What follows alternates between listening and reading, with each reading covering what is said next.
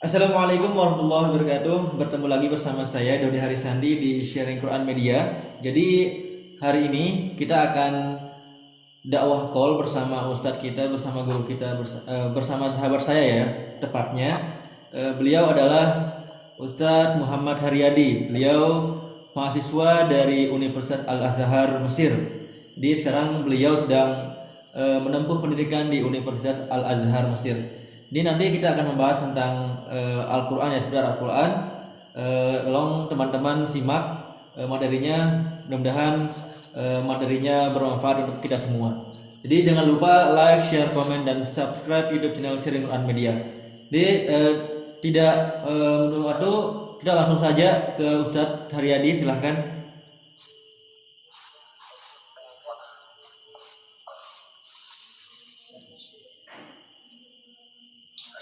Bismillahirrahmanirrahim.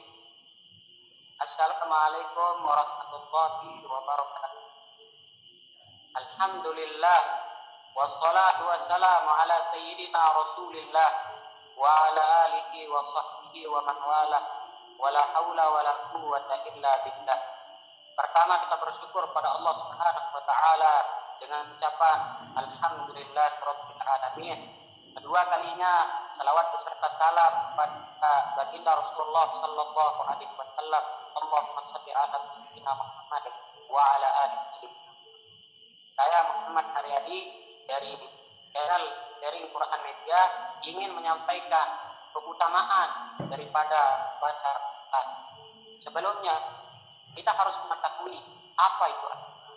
Al-Quran adalah firman Allah Subhanahu wa taala yang diturunkan oleh Allah Subhanahu wa taala pada Nabi Muhammad sallallahu alaihi wasallam melalui perantara malaikat Jibril, dan Allah Subhanahu wa taala sendiri yang akan menjaga keautentikan atau keaslian daripada Al-Qur'an. Allah Subhanahu wa taala berfirman, "Inna nahnu nazzalna dzikra wa inna lahu lahafidun." Sesungguhnya kamilah menurunkan Al-Qur'an dan kami pula akan menjaga Al-Qur'an. Teman-teman rahmati Allah Subhanahu wa taala, sebagaimana kita sibuk membaca SMS, FB, BBM, maka mari kita sibukkan diri kita baca Al-Quran 5 ayat, 10 ayat, agar jangan sampai hari-hari kita itu terlewatkan kosong tanpa membaca firman Allah Subhanahu wa taala yaitu Al-Quran. Ketika seseorang mengerjakan suatu amalan, maka seharusnya dia mengetahui apa keutamaan, apa manfaat, apa hasil yang diperoleh oleh sesuatu dengan amalannya tersebut, sehingga dia termotivasi untuk melakukan amalan kebaikan. Salah satu contohnya adalah Al-Quran. Manfaat atau keutamaan baca Al-Quran yang pertama adalah menjadi manusia yang terbaik, yang berkualitas. Kata Nabi Muhammad sallallahu alaihi wasallam dalam hadis yang diriwayatkan oleh Imam Al-Bukhari dari Utsman bin Affan, beliau bersabda, "Khairukum man ta'allamal Qur'ana wa 'allamahu." Sebaik-baik kalian adalah orang yang belajar Al-Qur'an dan mengajarkannya. Imam An-Nawawi dalam kitab beliau At-Tibyan fi Adabi Hamalatul Qur'an pernah menyebutkan satu riwayat ketika Imam As-Sauri rahimahullah taala pernah ditanya, "Wahai Imam, manakah yang lebih engkau sukai? Orang yang berjihad di jalan Allah atau orang yang membaca Al-Quran?" Maka Imam Sufyan As-Sauri mengatakan, "Sungguhnya saya lebih mencintai orang yang membaca Al-Quran." Bukankah kata Nabi sallallahu alaihi wasallam, "Khairukum man ta'allama al-Qur'ana wa 'allamahu." Sebaik-baik kalian adalah orang yang belajar dan mengajarkan Al-Quran. Kata Nabi sallallahu alaihi wasallam dalam hadis yang lain yang diriwayatkan oleh Imam Ad-Dailami dari Ali bin Abi Thalib radhiyallahu anhu, beliau pernah mengatakan, "Alimu auladakum ala salasi khisalin." Ajarkanlah, didiklah anak kalian untuk mempelajari 3 perkara. Yang pertama, hubbi nabiyikum, cintai nabi kalian Muhammad sallallahu alaihi wasallam. Dan kedua adalah hubbu ahli baitihi, mencintai keturunan keluarga Nabi sallallahu alaihi wasallam. Yang ketiga, qiraatul Quran, membaca Al-Quran. Maka sungguh beruntunglah orang-orang yang belajar dan mengajarkan Al-Quran, karena dia terbebas dari laknat Allah Subhanahu wa taala. Bukankah kata Nabi sallallahu alaihi wasallam dalam hadis yang diriwayatkan oleh Imam Tirmizi, "Inna dunya mal'unah wa mal'unun ma fiha illa zikrullah wa ma walah wa 'aliman wa muta'alliman." Sesungguhnya dunia ini terlaknat oleh Allah, dilaknat oleh Allah Subhanahu wa taala, kecuali orang yang berzikir pada Allah Subhanahu wa taala, orang yang belajar dan orang yang sesungguhnya belajar di sini kata Nabi SAW dan mengajar itu secara umum saja, bisa mengajar dalam bentuk apapun, terutama belajar mengajar.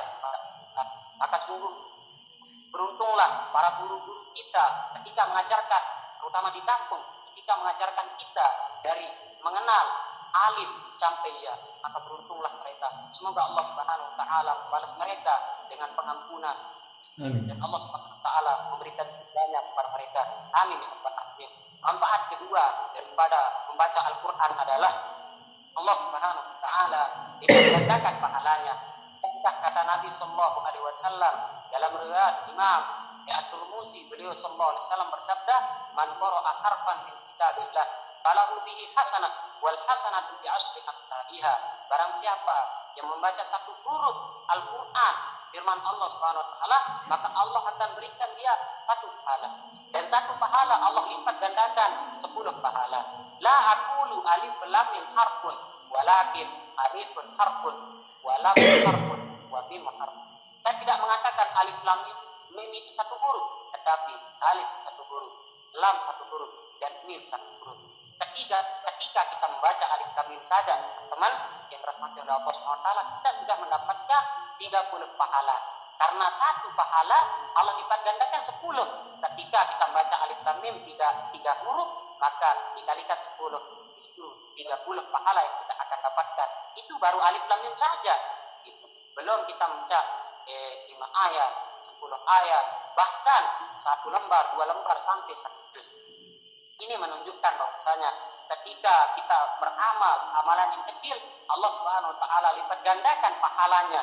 Ini bentuk kasih sayang Allah Subhanahu wa taala seorang hamba. Yang ketiga daripada manfaat kita membaca Al-Qur'an adalah kita diberikan syafaat besok pada hari kiamat oleh Al-Qur'an. Bukankah kata Nabi sallallahu alaihi wasallam dalam riwayat Imam Muslim dari sahabat Umamah Al-Bahili, beliau bersabda, "Iqra'ul Qur'ana fa innahu ya'ti." Dalam riwayat lain mengatakan, "Fa innahu yajibu yaumal qiyamah syafi'an li ashabihi." Bacalah Al-Qur'an, karena sesungguhnya Al-Qur'an besok datang pada hari kiamat memberikan syafaat bagi orang yang membacanya. Bukankah kita semua akan mengalami kematian? Ketika kita mengalami kematian, ketika Allah Subhanahu wa taala memanggil kita, maka tidak ada amalan yang bisa kita andalkan kecuali amal soleh kita, yaitu membaca Al-Qur'an dan amalan-amalan soleh dunia.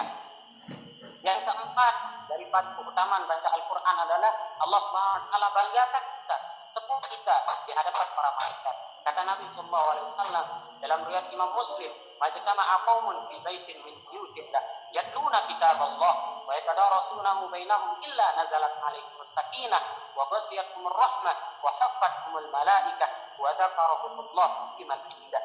Tidak ada satu kaum atau organisasi berkumpul membaca dan mengajarkan firman-firman Allah Taala kecuali Allah Subhanahu wa taala akan turunkan nangan. Allah akan liputi mereka dengan rahmat kasih sayang Allah Subhanahu wa taala, dan Allah Subhanahu wa taala akan banggakan, sebutkan namanya di hadapan para malaikat.